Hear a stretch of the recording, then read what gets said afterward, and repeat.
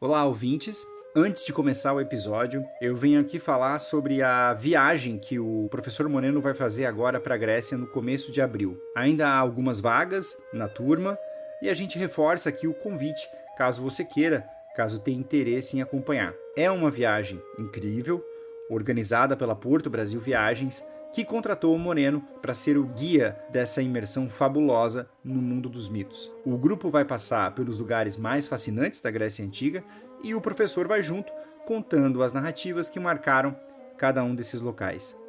Eu fui a essa viagem no ano passado e digo com total tranquilidade que ela transformou a minha relação com a cultura clássica e eu recomendo muitíssimo. E é uma recomendação sincera, viu? Eles não nos pagaram nada, isso aqui não é um publi. O link para saber mais está na descrição deste episódio.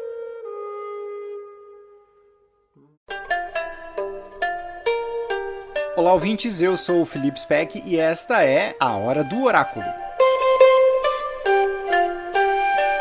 No embalo dos trabalhos do Hércules, hoje nós vamos contar um episódio interessantíssimo, o affaire entre o herói e a rainha Ônfale. É um mito que mostra a complexidade, a sofisticação do personagem Hércules e como ele representa muito mais do que esse homem bruto e tosco. Muito pelo contrário, você vai ver. E além disso, essa Hora do Oráculo vai ser um daqueles episódios memoráveis do Noites Gregas. No final, um ouvinte muito especial, o nosso mais novo querido amigo Thor, vai contar a história do Leão de Nemeia. Tá emocionante em todos os sentidos. Sem mais delongas, bom episódio!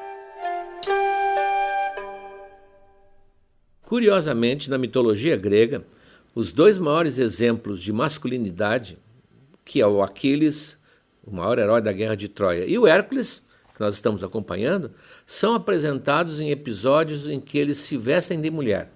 Isso, como nós vamos ver, gera situações satíricas, cômicas, mas também levará, como veremos, a uma reflexão sobre a masculinidade grega. O caso de Aquiles, que será visto em detalhes quando virmos a saga de Troia, já foi apresentado nas aulas de mitologia na arte. A mãe dele, Tétis, a deusa, quando sabe pelo oráculo que Aquiles morrerá na guerra de Troia, ela resolve escondê-lo. Ele é um jovem adolescente, mas é considerado o grande guerreiro que o exército grego espera. Seria, em termos modernos, o Neymar da Guerra de Troia. E ela não quer que ele vá. Então, para conseguir escondê-lo, ela escolhe, muito espertamente, uma ilha, a ilha de Círos, onde vive o rei Licomedes, que é um admirador da deusa, aliás, e que tem 50 filhas, só filhas.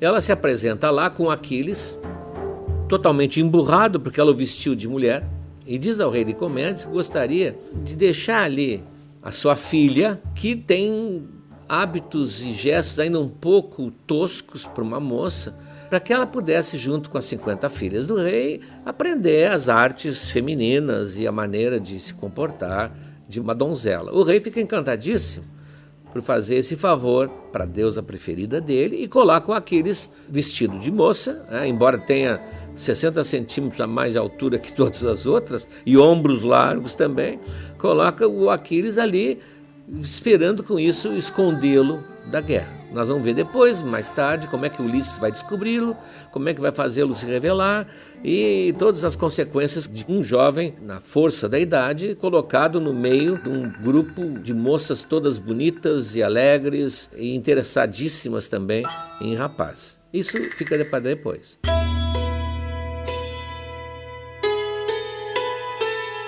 O caso de Hércules agora é diferente. Há antecedentes que nós precisamos conhecer para entender bem a situação. Ele, quem acompanha o nosso podcast deve ter visto, né? Ele sofreu um episódio de loucura, ele mata a mulher, mata os filhos, e ele, portanto, solteiro, fica sabendo que o Eurito, que é um rei, oferece a mão de sua filha, que é uma belíssima jovem, uma belíssima princesa, Iole, para aquele que o vencer numa prova de arco e flecha. Eurito já foi mencionado aqui na educação do jovem Hércules. Foi um dos seus professores, no caso, o professor de tiro ao arco. E isso aumenta o desafio de Hércules. Ele se apresenta como candidato. O rei não esperava que Hércules tivesse progredido tanto e é derrotado. é derrotado e Hércules então pede que lhe seja dado o troféu, que seria a mão da jovem Iole. Só que Eurito teme que Hércules possa repetir o mesmo episódio que ocorreu sinistro com a outra esposa e com os filhos. Ele não quer ter a filha dele e talvez possíveis netos ameaçados por um acesso de loucura de Hércules. E ele se nega, ele não quer cumprir o trato, manda ele embora. E o Hércules, então, desapontado, né, ele respeita o Eurito, foi seu professor, desapontado ele volta para Tirinto, que é o lugar onde ele estava. Nesse meio tempo, há um roubo de gado na terra de Eurito. Quem rouba, dizem, é o Autólico. Autólico é um descendente de Hermes, portanto um ladrão de linhagem genética, e que vai ser mencionado aqui quando estudarmos o caso do Sísifo. O Autólico é um ladrão famoso, um ladrão legendário, espertíssimo. Mas o Eurito fica desconfiado que foi Hércules que roubou, talvez como uma espécie de vingança, uma espécie de desforra por ter sido recusado. Um dos filhos de Eurito, que é o Ífito, que é amigo de Hércules, diz, não pode ter sido, o Hércules é tudo menos ladrão, isso eu tenho certeza, e vai até Tirinto conversar com Hércules e é muito bem recebido.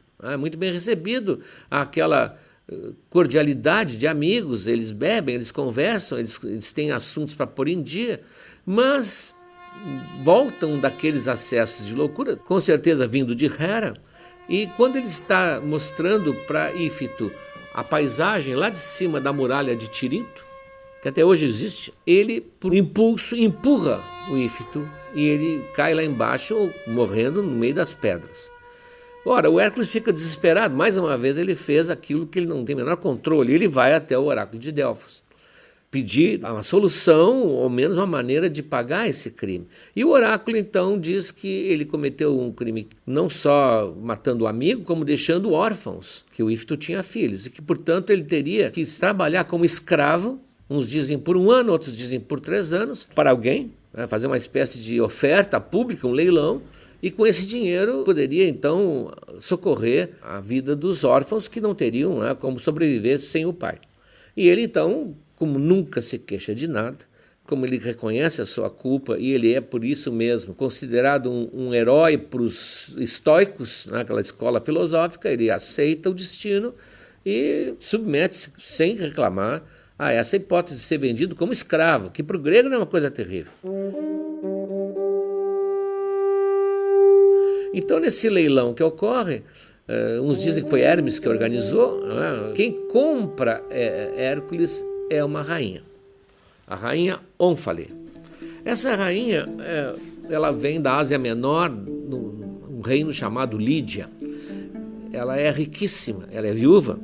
O marido dela, Tmolus, tentou estuprar uma das seguidoras de Artemis, e Artemis, então, furiosa, faz um touro perseguir o Tmolus, que cai numa espécie de vala cheia de estacas de plantas, e ali ele morre todo atravessado.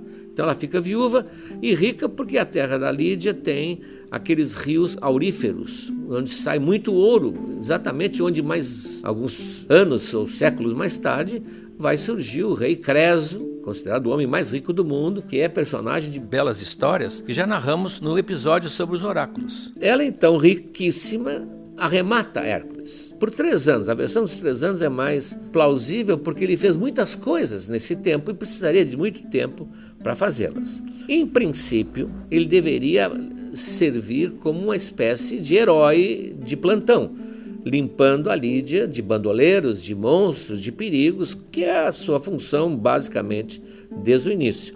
Mas ela começa a perceber que o Hércules não é um brutamontes apenas, não é um sujeito musculoso, corajoso, que elimina os bandoleiros que infestam as estradas da Lídia, que limpa o reino, que subitamente fica seguro.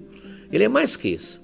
Ele é um sujeito sensível, além de ser, evidentemente, um símbolo sexual do passado. Desde aquele episódio da juventude, que já foi narrado aqui, em que ele dorme com as 50 filhas do rei Téspios. Uns dizem que foi tudo numa noite, outros dizem que foi uma por noite, outros dizem que foram 2. Bom, isso não importa, era uma proeza que ele realizou, tanto que um cínico disse que aquele seria o 13º trabalho de Hércules.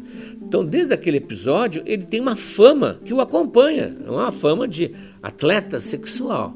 E a rainha, que é uma mulher extremamente sofisticada, e se interessa por esse lado de Hércules também. Alguns dizem que era esse o maior interesse que ela tinha quando comprou. Mas logo ela vai se afeiçoando a ele, e ele a ela, e eles terminam vivendo como marido e mulher. Têm filhos e vivem em total harmonia.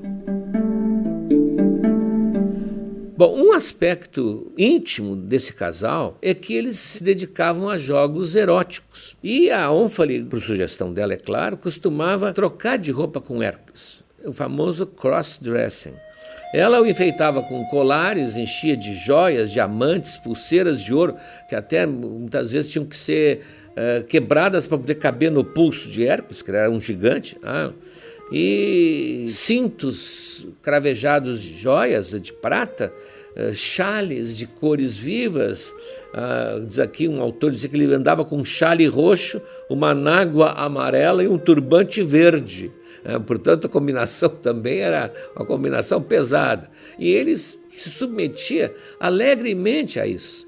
Até porque, evidentemente, por trás tinha todo um preparativo para um relacionamento erótico. O Hércules se submetia voluntariamente e com boas expectativas. O Ovídio, que narrou isso também com grande prazer, porque o Ovídio é um dos autores da antiguidade que melhor escreveu e com muito mais precisão e vivacidade os jogos amorosos, tanto nas Metamorfoses, quanto na Arte de Amar, que tem um livro chamado Arte de Amar, quanto nas Heroídas.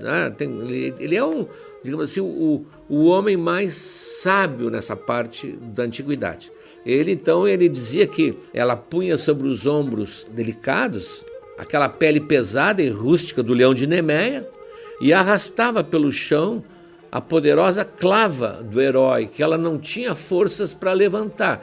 Claro que, evidentemente, que Ovídio está sendo malicioso aqui ao falar na atenção que a Ônfale dava ao porrete, a clava que o Hércules tinha. O dia era passado no ambiente feminino, seria assim, nos aposentos femininos, ele junto, acompanhando as damas de companhia. E como toda mulher da Grécia Antiga, Ônfale trabalhava no tear, tecendo ou bordando. Todas as heroínas aparecem assim, a Penélope aparece assim, a Helena de Troia aparece assim, a Medeia aparece assim diante do seu tear. Há todo um simbolismo, do tecido da vida que a mulher, no fundo, é quem faz. Então ali o Hércules ficava quase como um rinoceronte numa loja de louças, gigantesco, desajeitado, mas participando, tentando ajudá-la com novelos de linha, tentando ajudar com o fuso da roca de fiar, e desajeitado como ele era, e grande como ele era, fora de escala.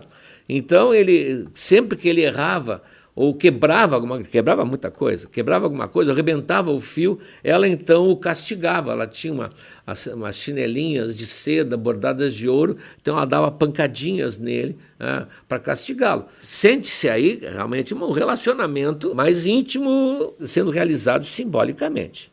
Como dizia um poeta latino, o casal trocava suas roupas, seus atributos e seus papéis. Languidamente perfumado e enfeitado de adereços femininos, Hércules, de sua mão robusta, vai fiando a doce lã. Ora, pouco a pouco fui chegando na Grécia, na Ásia Menor, é próximo, mas não era a Grécia, foi chegando até a Grécia, uma notícia que o Hércules tinha abandonado a sua pele de leão e agora estava usando colares de pedraria, pulseiras de ouro, turbantes coloridos, cintos cheios de franja, uma vestimenta de mulher. Ele tinha se afeminado. Ele passava seu tempo, diziam, cercado de garotas lascivas, libertinas, e ele tecia lã como qualquer mulher da mitologia. E que tinha medo e tentava esconder, inclusive, como quando cometia algum erro, porque ele temia que a sua dona, que era uma dona, o repreendesse e o castigasse com seu sapatinho, etc, etc. E o pior, dizia a notícia, ele aparentemente nem sentia vergonha. Então, isso espantava muito quem ouvia, porque, primeiro, um grego aceitasse ser escravo, segundo, de uma mulher, terceiro, de uma mulher bárbara, ou seja, de uma mulher que não era grega, porque os bárbaros eram vistos pelos gregos como inferiores. É o mundo invertido, diziam alguns. O mundo virado de cabeça para baixo. Hércules terminou. Mas quem era a fonte dessas notícias? Não eram fake news. Nós sabemos o que estava acontecendo lá. Talvez quem tivesse visto não entendia muito bem a ideia. Muitos autores antigos, inclusive, quando falam nisso, dizem que ele tinha se travestido. Não entendiam que era um jogo mútuo que aproximava bastante o casal. Não eram tão modernos assim. Mas quem levou essa notícia? Quem espalhou essa notícia? Isso é um episódio que serviu de tema para muitos pintores. Quem viu as aulas de mitologia na arte deve ter visto esse capítulo do Hércules e Ônfale, que tem dezenas de bons pintores que adoraram a cena que vai ser narrada agora. Um dia, o casal atravessa os vinhedos do antigo rei, do Tmolus, em direção a um templo de Diónisos. Eles estão se dirigindo lá para fazer uma cerimônia, um sacrifício em homenagem ao Diónisos. E ela estava vestindo uma roupa, um manto, de um vermelho vivíssimo, bordado de ouro, portanto espetacular, se destacando na paisagem verde dos vinhedos. O cabelo estava ondulado e o Hércules, ao lado dela, no seu papel, acompanhava segurando sobre sua cabeça uma sombrinha. O sol era forte, uma sombrinha também vermelha, toda bordada de ouro.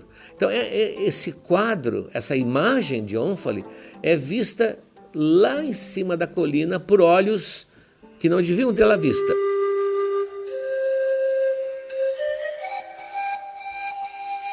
O deus dos bosques, o Pan, fauno, que vivia namorando as ninfas, correndo atrás delas alegremente e elas fugindo mais alegremente ainda, ele lá de cima olha aquela aparição e aquilo impacta profundamente nele.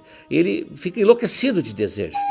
Ele diz, essa é a minha mulher, não quero mais vocês, dispensa as ninfas da montanha, é ela que eu quero, é ela que eu terei. E vai seguindo o casal, escondido, é claro, lá em cima, nas colinas, nos montes, sempre se mantendo oculto para ver até onde eles vão, o que eles vão fazer. Bom, eles chegam próximo a esse templo, que eles vão visitar no outro dia, e ali tem uma caverna que é própria para isso, onde eles vão passar a noite. Só que, como eles vão fazer um sacrifício religioso, eles têm que se apresentar puros. Eles não podem ter relações essa noite. Então eles montam duas camas, a comitiva, tem os servos, montam duas camas separadas, para que eles não durmam no mesmo leito, e para que no dia seguinte, na alvorada, eles possam então se dirigir ao templo. Só que, enquanto conversam na noite, o casal está se preparando para dormir, a Ônfale, que gostava muito, propõe que eles troquem de roupa, que eles façam seu famoso jogo de cross-dressing. Ele mal entra nesse vestido, nesse manto, inclusive ela desabotoa tudo que pode, mas os braços dele estouram as mangas, porque ele é muito mais forte, é muito musculoso. As sandálias que ela estava usando, ele não consegue passar o cordão da sandália por cima do pé. Ele meio que amarra no dedo, ele estava totalmente fora de escala. E assim eles vão dormir. A Ônfale põe quase como cobertor a pele de leão, que é inseparável, e ele então vai dormir vestido de Ônfale, com aquele vestido que mal cabe nele. Pan, que havia seguido o casal, espera passar 1 hora ou 2 para ter certeza que estão dormindo e entra na caverna, sorrateiramente. A caverna é escura, evidentemente, não havia luz lá fora nem lá dentro. E ele vai tateando, vê que tem 2 camas, e toca devagar e nota os pelos do leão de Nemeia. Ele dá um salto para trás, não é ali que ele tem que ir. Aí ele vai para o outro leito, para outra cama e encontra a seda macia do vestido de Ônfale. Então ele se enfia por baixo das cobertas, levanta o vestido e nesse momento o Hércules acorda.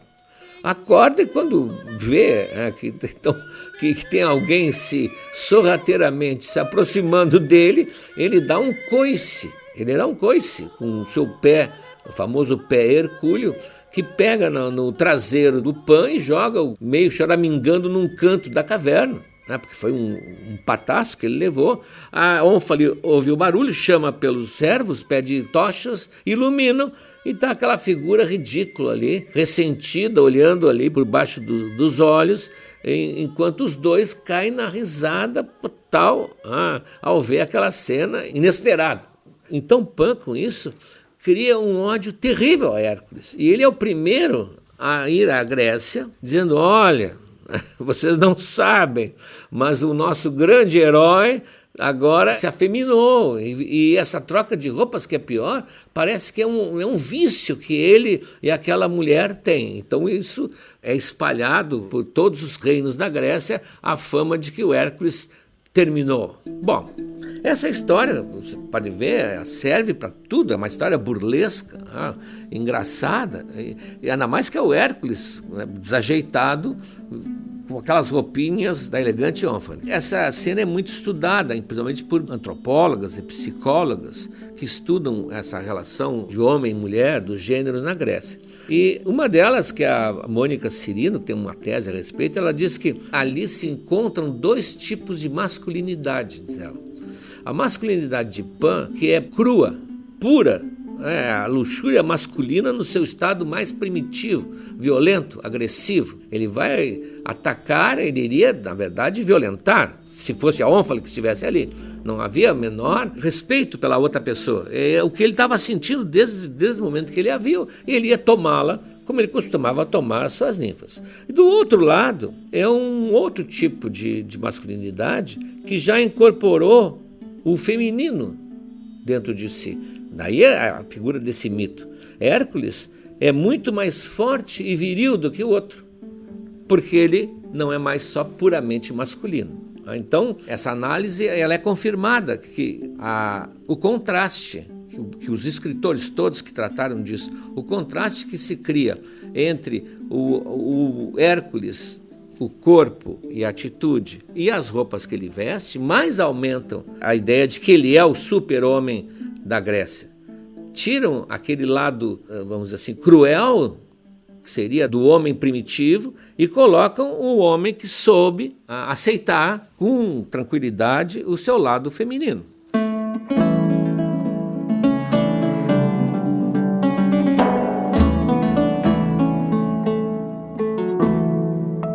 Antes de terminar, eu gostaria de mostrar a vocês um presente que o Felipe e eu recebemos. Nós recebemos muitas manifestações de apreço, de carinho, de simpatia de vocês, e a essa altura, até um comentário nosso aqui, nós temos que agradecer ao Olimpo, que nos abençoou com os melhores ouvintes do mundo. A gente forma uma comunidade, a Noites Gregas, aos pouquinhos foi formando esse grupo grande de pessoas que se interessam pelas mesmas coisas, que se encantam com a mitologia, que compartilham esse amor pela Grécia, evidentemente a Grécia mitológica, a Grécia antiga. Pois no meio de tudo isso, no meio desse jardim, dessa floresta de pessoas que nos acompanham, surgiu uma plantinha nova. Uma mãe nos enviou um trabalho do seu filho, o pequeno Thor, que vai ser mencionado aqui algumas vezes. Ele é um menino de 6 anos, entusiasmado por mitologia, já ouviu várias vezes o Noites Gregas, maratona o Noites Gregas, e resolveu fazer para o colégio o seu podcast, narrando as aventuras, os trabalhos de Hércules. Ele tem uma falinha encantadora, ele troca letras, o que é mais bonitinho ainda, mas tem uma garra, um entusiasmo e uma capacidade narrativa que mostra que aqui surgirá um grande narrador. Eu me sinto feliz. O Thor, que deve estar nos ouvindo agora, vai lembrar das Olimpíadas, naquela corrida de revezamento, em que eles correm um trecho e passam o bastão para o outro. Eu me sinto exatamente como se tivesse surgido agora um receptor do bastão na mitologia. E deve haver outros também. Há uma geração nova, novíssima, que se interessa também pelas mesmas coisas que a gente se interessa, que você se interessa e que o Ocidente vem se interessando. Então, pela voz do pequeno Thor, com a sua narrativa assim, especialíssima, o Felipe vai inclusive colocar talvez alguma música para ajudá-lo a ficar mais com o ar do podcast que ele admira. Vocês vão ouvir a narração do Leão de Nemeia. O Leão de Nemeia, pela versão dele, aí vocês vão entender porque há tantas versões cada mito, a versão então do nosso amigo e talvez futuro colaborador daqui a muitos anos, Thor. Com vocês, o pequeno narrador.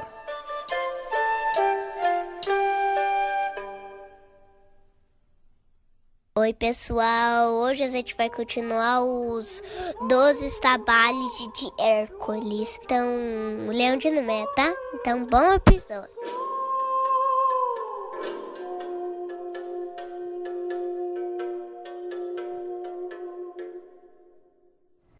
O Leão de Nemeia parecia que era impossível para o Hércules. E ele, amado com arco e flecha, ele passou um tempo nas florestas de Nemeia. E daí ele encontrou um rastro que levava na caverna onde o leão se escondia. E daí ele viu uma caverna e daí ele viu ossos de animais e pele de seres humanos que o leão comia, dos caçadores e dos animais e cavalos. E daí no fundo da caverna ele conseguia ouvir a respiração do animal. Hércules avistou o animal sobre uma rocha e atirou uma de suas flechas contra a cabeça do animal. Furioso, o leão soltou um enorme rugido que os dois pularam. O leão soltando suas garras, pronto para o ataque, e o Hércules preparando sua poderosa clava. E Hércules atingiu sua clava contra a cabeça do leão. Resistindo, o leão enfiou as garras contra o seu adversário. Hércules, ainda resistindo, partiu para o ataque. Sabendo que suas armas são inúteis, partiu para um golpe poderoso que não precisava de nenhuma arma. Ele estrangulou o leão até nenhum pulmão funcionar. E daí, usando as próprias garras, arrancou o couro do leão. E quando Euristeu viu, avistou que Hércules, vestido da pele do leão, com medo de sua vida acabar, escondeu em uma jarra de bronze. E assim, Hércules cumpriu o seu primeiro trabalho. Olá, amigos. Chegamos agora ao 3º ano do Noites Gregas. Já contamos muitas histórias, mas tem muito mais pela frente. Tem toda a Ilíada, a Odisseia, as Metamorfoses de Ovídio e muitas outras coisas. Mas para que a gente consiga seguir em 2023, para produzir esse podcast que nos dá muito prazer, mas também muito trabalho, nós precisamos do apoio de vocês. Acesse noitesgregas.com.br/apoiar. O link está na descrição desse episódio. E veja como você pode ajudar. Um abraço.